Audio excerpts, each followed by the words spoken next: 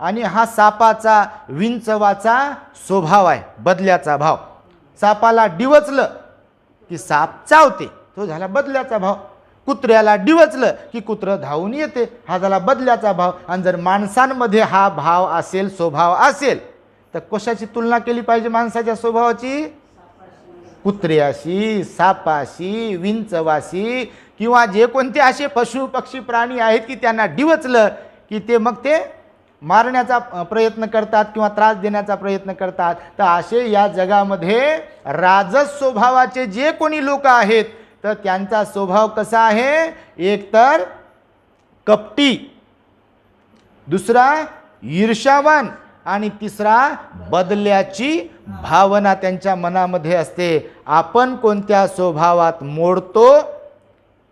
सकाळी संध्याकाळी डोळे बंद करायचे आणि आपल्याला विचारायचं की मी कसं वर्तन ठेवलं आहे. हे उपोषण त्यासाठीच आहे, आपली ओळख करून घेण्यासाठी. जगाची तर लय ओळख करतोय आपण, पण उपोषण कशासाठी आहे? मी कोण आहे, मी किती पाण्यात आहे, मी कुठे चुकतोय का, माझी वाणी काही खराब करतोय का, माझं कायचं कर्म काही खराब करतोय का, माझ्या चित्ताची अवस्था इतरांच्यासाठी काही खराब करतो का, हे तपासण्यासाठीचा प्रोग्राम म्हणजे उपोषणाचा